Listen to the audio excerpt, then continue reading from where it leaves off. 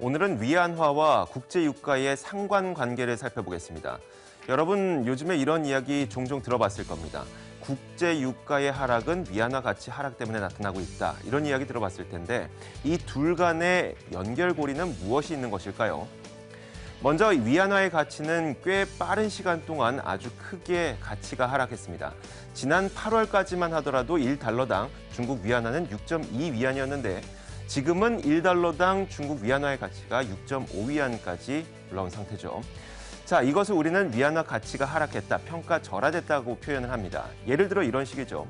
위안화를 갖고 있는 사람이 1달러로 바꾸고 싶을 때 과거에는 6.2위안만 지불하면 됐습니다. 하지만 이제는 위안화 가치가 떨어지게 되면서 더 많은 위안화를 지불해야만 똑같은 1달러를 받을 수가 있는 것이죠. 이제는 6.5위안을 지불해야 1달러를 받을 수가 있습니다. 그래서 저희는 이렇게 6.5위안이 됐다는 것을 평가절하라고 부릅니다.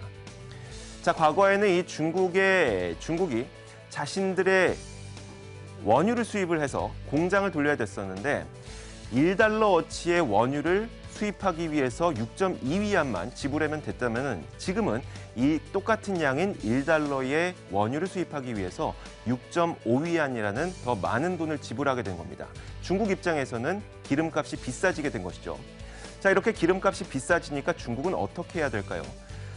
불필요하게 사용됐었던 원유의 사용을 줄여야 되는 겁니다. 즉, 중국은 기름 사용량이 줄어들게 되고 세계 최대 원유 수입국인 중국의 수요가 감소하면서 글로벌 석유 수요도 함께 떨어지게 되는 것이죠. 원유의 공급은 그대로인데 수요가 감소하면서 국제유가의 하락 요인으로 작용하게 되는 것입니다. 바로 이런 논리를 들어서 국제유가의 추가적인 하락을 전망하고 있는 글로벌 투자은행들이 모건 스탠리와 소시에테 제네랄 이런 기업들입니다. 그런데 위안화 가치의 하락이 중국 내에서만 이루어지는 것이 아닙니다. 그 영향은 전 세계로 퍼지게 되는데요. 위안화 가치가 하락하게 되면서 신흥국들의 통화 가치도 경쟁적으로 하락하게 됩니다. 실제로 지난 1년 전에 비해서 어제 신흥국들의 통화 가치를 비교해보면 남아프리카 공화국의 랜드화가 7% 떨어졌고요. 러시아 루블화가 4%, 터키 리라화가 3%, 우리나라의 원화도 거의 3% 가까운 가치 하락을 나타냈습니다. 그런데 이 신흥국들도 마찬가지로 통화 가치가 하락하게 되면 어떤 현상이 발생할까요? 물론 이 국가 가운데 원유를 생산하는 그런 국가들도 있겠지만 원유를 수입하는 국가 입장에서는 기름값이 비싸지게 되고 이들 국가들도 역시 석유 사용량을 줄이게 되죠. 원유의 공급은 그대로인데 석유의 사용량이 줄어들게 되면서 국제유가의 하락 요인으로 작용할 수 있는 겁니다.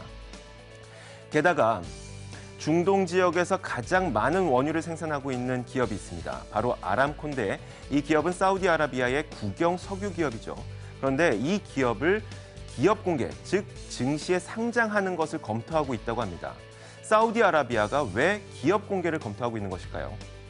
그동안 유가가 너무나도 급하게 하락을 하게 되면서 사우디아라비아는 대부분의 돈을 원유를 팔아서 돈을 벌고 있는데 재정 상태가 매우 좋지 못한 겁니다.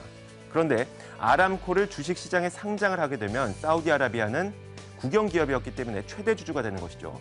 이 최대 주주는 배당을 받을 수가 있습니다. 그러면 이 배당금을 이용해서 그동안 재정 상태에서 문제가 됐었던 그런 부분들을 메우겠다는 것이죠. 우리는 원유의 감산을 기대하고 있지만 재정 상태가 어느 정도 배당금을 이용해서 좋아지게 된다면 원유의 감산 시점은 더 뒤로 미뤄질 수도 있다는 겁니다.